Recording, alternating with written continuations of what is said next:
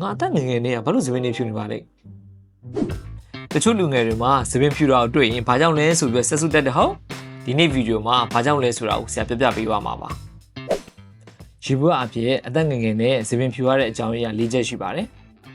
ပထမဆုံးချက်ကကြတော့မိဘမျိုးကြောင့်ပါကိုယ့်ရဲ့မိဘကအသက်30မတိုင်ခင်မှာသပင်ဖြူခဲ့တယ်ဆိုရင်လေကိုယ်လည်းငယ်ငယ်ရွယ်နဲ့သပင်ဖြူနေပါတယ်ဒုတိယချက်ကကြတော့ဗီတာမင်ချို့တက်မှုပါဥပမာအဖြစ်ဗီတာမင် B12 တန်တက်နဲ့ဇင်းတို့အားနိုင်ရင်ဖြစ်တတ်ပါတယ်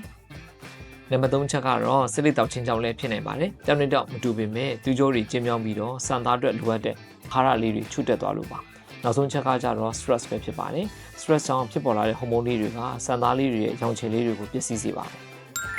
ဒါဆိုရင်သပင်ဘာကြောင့်စောစောဖြူလဲဆိုတာကိုသိသွားပြီလို့ဆရာယုံကြည်ပါတယ်နောက်ဗီဒီယိုမှာလည်းပြန်လည်ပြည့်စုံပါအောင်မယ်ကျွန်တော်ကတော့ဒေါက်တာနိုင်ပါ